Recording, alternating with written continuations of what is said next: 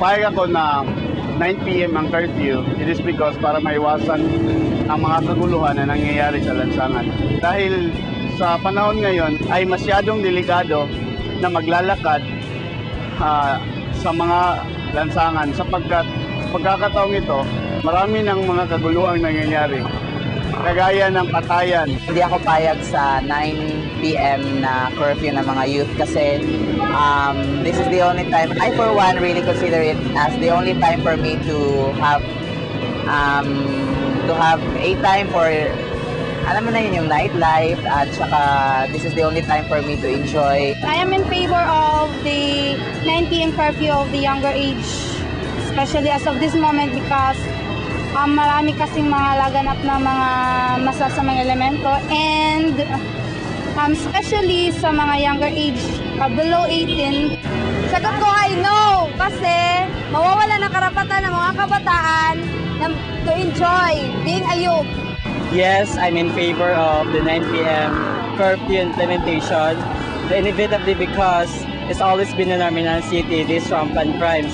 Hindi ako sang-ayon na 9 p.m. ang curfew ng mga kabataan sapagkat masyado pa itong maaga at sa tingin ko pwede naman gawing 10 p.m. na lang para merong additional na oras na pang paglakwatsa. Papayag ako sa 9 p.m. curfew para hindi na madagdagan at maiwasan ang mga batang nalulong sa masasamang bisyo. For me, I am in favor because it is a lot of help for the authorities here in our country so as to implement the peace and order situation here in our country.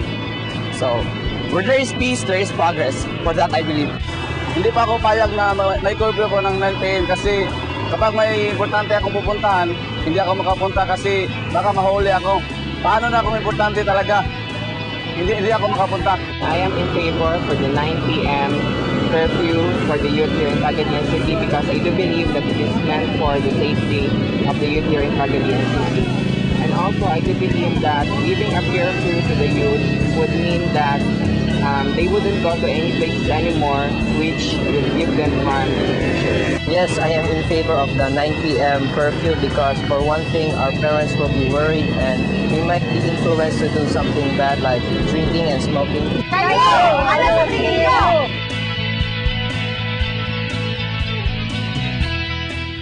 Ang KNN ay hatid sa inyo ng UNICEF.